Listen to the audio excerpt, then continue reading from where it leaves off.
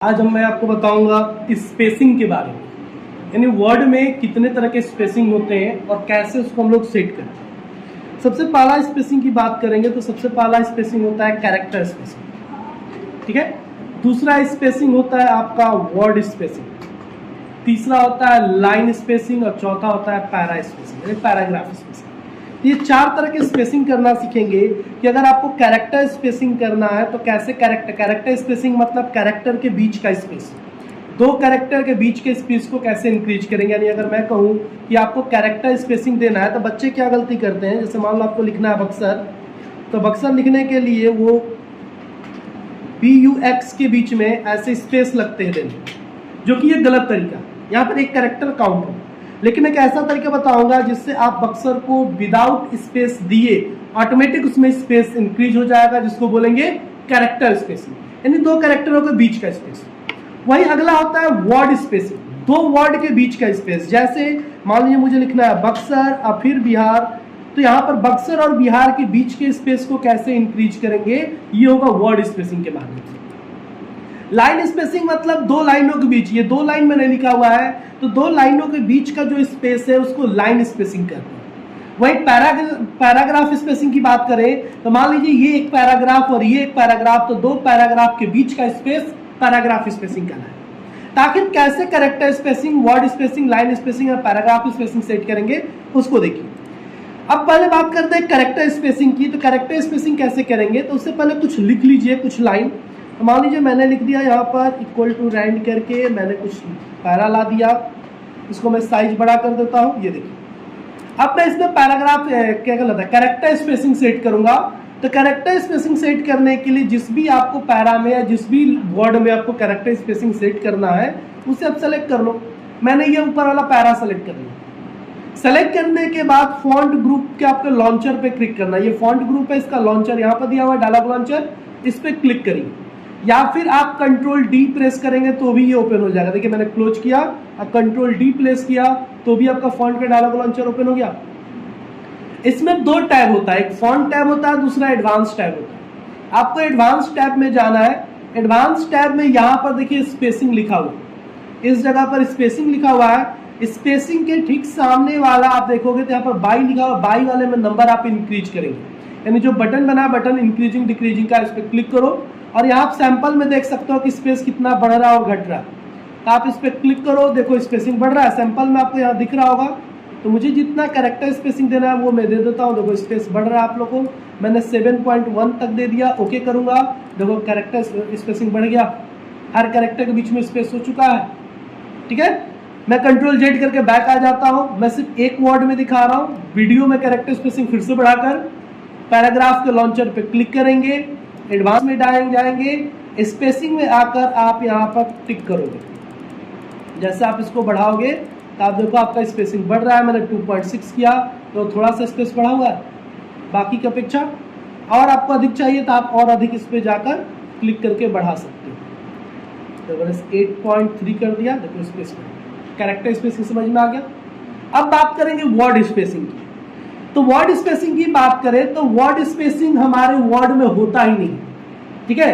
Word spacing होता ही नहीं है, वर्ड स्पेसिंग यहाँ पर नहीं है, लेकिन उसकी जगह पर टैब का बटन दिया हुआ है। मेरे कीबोर्ड पे एक टैब बटन होता है जिससे हम लोग वर्ड की स्पेसिंग कर सकते हैं या फिर टैब की सेटिंग करके वर्ड स्पेसिंग दे सकते हैं। जैसे मैं कहूँ कि मान लो मुझे यहाँ पर लिखना है नेम, फिर मुझे कुछ स्पेस देना है, तो स्पेस देने के लिए मैं क्या करूंगा, यहाँ पर टैब दूंगा, ठीक है। यहाँ पर मैंने टैब दिया, बच्चे बहुत वहां पर स्पेस दे देते हैं, स्पेस नहीं देना। अगर आपको एक से अधिक स्पेस की जरूरत है, नहीं 4, 5, 10 ऐसे स्पेस की जरूरत है, तो वहां पर आप टैब बटन प्रेस करोगे। मैं फिर से बड़ा करके दिखा देता हूं। ये मैंने साइज बड़ा कर दिया और फिर से देखिए ये मैंने नेम के पास आ गया। मुझे स्पेस चाहिए तो मैं टैब दूंगा, देखो स्पेस बन रहा, यानी 5 कैरेक्टर का स्पेस आपको यहाँ मिल जाता है। अब मैंने यहाँ पर एक डैश दिया, फिर एक टैब दिया और फिर अपना नाम लिखा मैंने, ठीक है, इस तरह से। दूसरा एड्रेस, फिर टैब दूंगा, डैश टैब बक्सा दे सकता हूं। यहां पर मुझे बार बार टैब प्रेस करना पड़ रहा है ना, वो भी एक से अधिक बार। मैं फिर से दिखा रहा हूं, मैंने इस बार छोटा किया, NAME नेम, टैब 1 2 3 4 5 6 बार मैंने टैब प्रेस किया, डैश दिया, 1 2 2 बार टैब मैंने प्रेस किया, अब फिर मैंने अपना नाम लिखा। यानी जब भी मुझे फिर लिखना होगा तो मुझे 6 बार 2 यानी टोटल 8 बार टैब प्रेस करना पड़ेगा। तो क्यों ना टैब की सेटिंग कर दिया जाए। यहाँ पर देखो कितनी बार मुझे टैब प्रेस करके यहाँ आना पड़ रहा है और फिर 2 बार प्रेस करके यहाँ आना पड़ रहा है। तो क्यों ना टैब की सेटिंग कर दिया जाए कि मेरा एक बार मैं टैब प्रेस करूं, मेरा टैब पोजीशन यहां पर आकर रुक जाए, यानी डायरेक्ट यहां से मेरा टैब यहां आकर रुके, मुझे 6 बार ना प्रेस करना पड़े। तो इसको बोलते हैं tab stop setting. Tab stop setting जो दूसरा पॉइंट पर आपको लिखवाया गया। तो टैब स्टॉप सेटिंग करेंगे कैसे? 2 तरीका। पहले तो मिटा दो, पहले लंबा वाला तरीका जो मैंने आपको कॉपी पे लिखा है वो बता दूं। आपको क्या करना है, पैराग्राफ का जो ग्रुप है उसके लॉन्चर पे क्लिक करना है। पैराग्राफ लॉन्चर पे क्लिक करिए, यहाँ पर देखिए पैराग्राफ का डायलॉग बॉक्स ओपन हो गया और नीचे की तरफ देखेंगे तो यहाँ पर टैब्स लिखा हुआ है। इस टैब्स वाले बटन पे क्लिक करिए।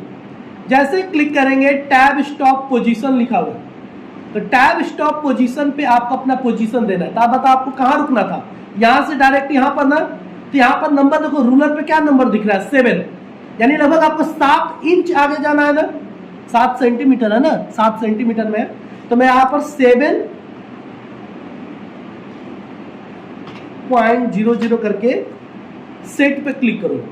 7 सेंटीमीटर देखो यहां पर आ चुका, 7 लिखकर मैंने सेट पे क्लिक किया, यहां पर 7 सेंटीमीटर आ गया। और जैसे ओके करूंगा तो आप देखोगे कि 7 पे एक एल का सिंबल बन गया, यहाँ पर छोटा सा डॉट की तरह दिख रहा होगा हल्का। अब अगर आप टैब प्रेस करते हो तो एक बार में देखो, मैं सिर्फ एक बार प्रेस करूंगा, कहां टैब आकर रुका, डायरेक्ट 7 वाले के पास आकर रुका। अब यहां से आपको कहां जाना है, 2 पॉइंट और आगे जाना है। 2 टैब प्रेस करते थे तो फिर मैं उसी जगह पे जाऊंगा टैब्स, और 7 के बाद मुझे कहां जाकर रुकना है, 9 पर। तो 9 सेट, तो 7 और 9 दोनों का हो गया ओके। अब आप फिर से टैब प्रेस करिए, देखिए 9 पर आ गए। आप बैक जाइए, बैक जाने के लिए बैक स्पेस की, मैंने लिखा नेम, टैब एक बार मैंने प्रेस किया उस जगह पर आ गया, डैश, फिर मैंने अपना नाम लिखा। हो सकता है एक बार प्रेस किए डैश, फिर अपना एड्रेस। टैब स्टॉप समझ में आ गया। अब टैब स्टॉप हटाना हो, टैब जो मैंने सेटिंग किया मुझे उसको क्लीन करना है, हटाना है। क्लीन करने के लिए फिर से आप उसी जगह पे जाओ, टैब स्टॉप पे क्लिक करो, क्लियर ऑल कर दो। क्लियर ऑल का मतलब क्या हो, सारा हट जाएगा। क्लियर करोगे तो किसी एक पे चूज करो, क्लियर करोगे तो सिर्फ 9 वाला हटेगा, 7 पे क्लिक करके करोगे तो सिर्फ 7 वाला हटेगा। लेकिन मुझे सब हटाना है तो मैं क्या करूंगा, क्लियर ऑल, ओके। तो वहां से जो 7 और 9 पे आया तो हट गया। ये लॉन्ग स्टेप था। अब सबसे शॉर्ट स्टेप पढ़िए, देखिए कैसे होता है।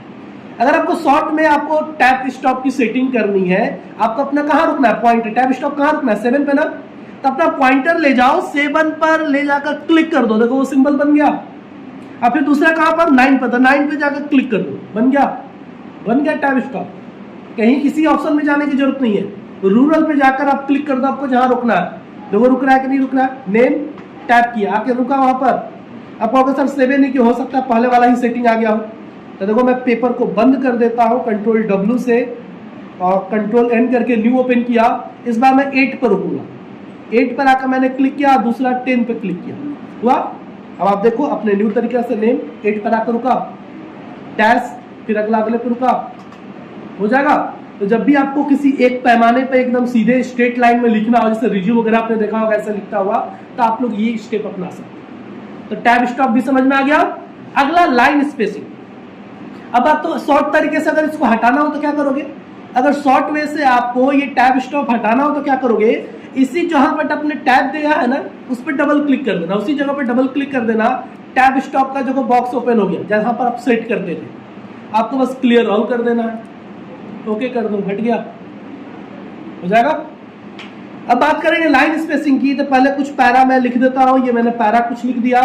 2 लाइनों के बीच का स्पेस, अगर यहाँ पर देखो 3 लाइन यहाँ पर है, यहाँ पर 3 टोटल 6, 3 9, यहाँ पर बहुत सारे लाइन आपको लिखे गए हैं। अगर मुझे लाइन के बीच का स्पेस बढ़ाना हो तो क्या करेंगे, लाइन स्पेसिंग। कैसे करेंगे, तो सबको सेलेक्ट कर लो, करने के बाद यहाँ पर जहाँ अलाइनमेंट है उसके ठीक बगल में लाइन स्पेसिंग यहाँ पर दिया हुआ लिख भी रहा, लाइन एंड पैराग्राफ स्पेसिंग, इस पे क्लिक करो। यहाँ पर देखो बहुत सारे ऑप्शन दिए गए, जैसे आप पॉइंटर ले जाओगे तो लाइन स्पेसिंग बढ़ रहा है, आपको जितना चाहिए ले सकते हो। तो यहाँ पर 1 से लेकर 3 पॉइंट तक मिलेगा, मैक्सिमम 3 पॉइंट यहाँ पर बढ़ा सकते हो। लेकिन अगर इससे अधिक अगर आपको और चाहिए तो आप चले आना line and spacing option, line spacing option में दिख रहा है यहाँ पर, इस ऑप्शन पर आपको क्लिक करना है। जैसे क्लिक करेंगे पैराग्राफ वाला ही लॉन्चर ओपन हुआ है, आप चाहो तो इसको यहां से भी ओपन कर सकते हो, लॉन्चर पे क्लिक करके, वही ओपन हुआ है ना। या तो लाइन स्पेसिंग ऑप्शन पे क्लिक करो या फिर पैराग्राफ के डायलॉग बॉक्स को ओपन कर लो और यहाँ पर देखो लाइन स्पेसिंग ऑप्शन लिखा हुआ है, लिखा हुआ है। इस जगह पर देखोगे तो यहाँ पर 80 करके लिखा, ऐड करके यहाँ पर आपको अपना पॉइंटर इंक्रीज करना है, नंबर इंक्रीज करिए। देखिए मैंने 30 पीटी तक ले लिया, ओके करिए, 30 का लाइन बढ़ गया, 30 लाइन के बराबर आपको स्पेस मिल चुका, मिल गया। अगर आपको सब्जेक्टिव पेपर बनाना होता है, ऊपर क्वेश्चन नीचे जगह छोड़ना है, तो यहाँ पर लोग क्या करते हैं, इंटर, हाँ इंटर करोगे फिर उतना स्पेस दो के लिखोगे, देने की जरूरत नहीं है। आप क्वेश्चन टाइप करो और फिर लाइन स्पेसिंग से उसको स्पेस दे दो, हो जाएगा।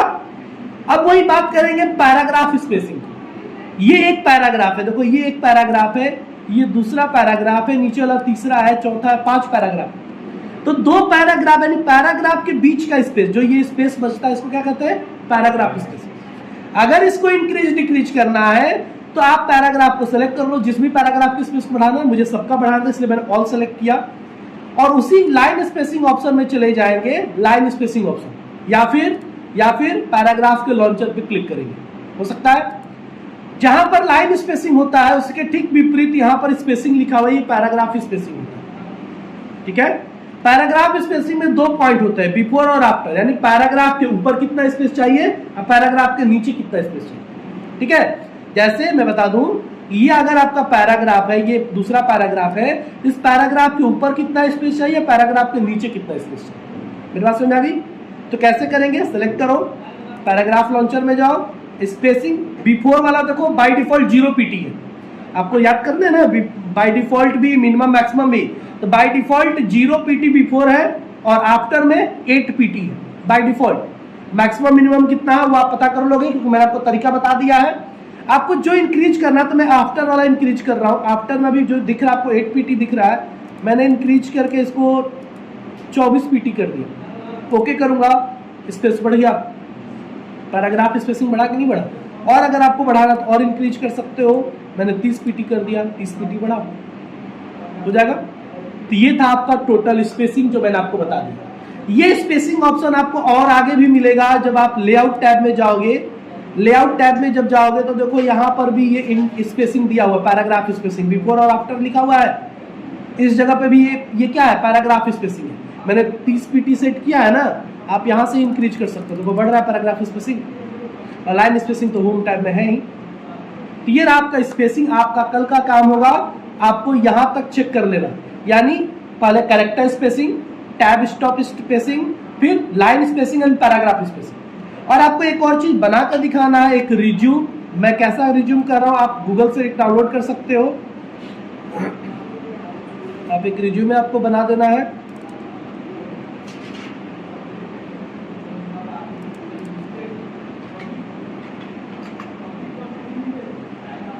इमेज में चले जाइएगा। इमेज में आपको बहुत सारे रिज्यूम का फॉर्मेट मिलेगा, लेकिन एकदम सिंपल आपको रिज्यूम बनाने हैं, अभी लेंथी कोई नहीं बनाने हैं।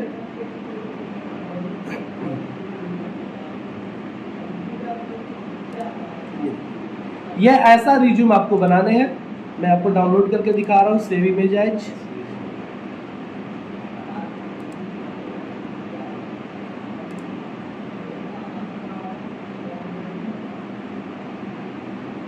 एकदम सिंपल रिज्यूम है, देख सकते हो।